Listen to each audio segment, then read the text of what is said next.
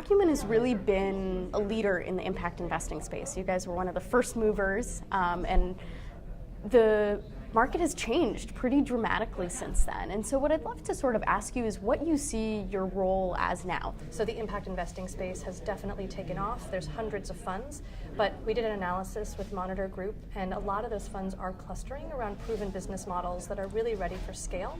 So we see the work that we do, which is backed by philanthropy, as a way to continue to address that pioneer gap where there's a need for new ideas that have not yet been proven, but we think have potential for scale and sustainability to then graduate on to more commercial capital or capital that is looking for a higher return. But interestingly, I think where we can add a lot of value is where we start to see critical mass.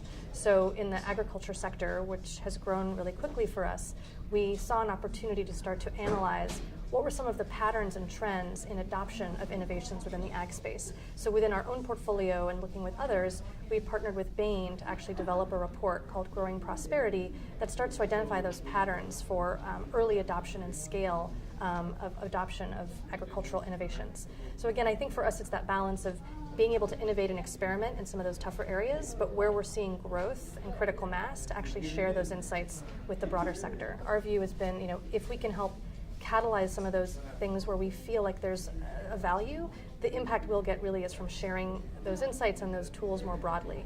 So right now we're working on something really innovative in impact measurement called the Lean Data Initiative, which is trying to figure out ways to design impact measurement so that it's really integrated into the business model of a small or emerging social enterprise. And we feel like the experiments we're running to test that new approach to impact measurement will only really be successful and meaningful if it spreads to other organizations. One of the things we think we can contribute in the way that we always have is just sort of to ask the tough questions of what will it take and to be willing to kind of take that step.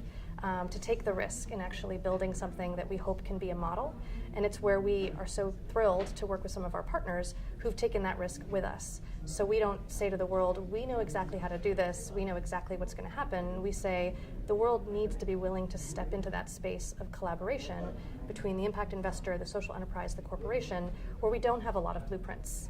And yet we think that with each one that we build, that we're actually starting to show a path. And that can really be, I think, a way for other people to feel like there's less risk.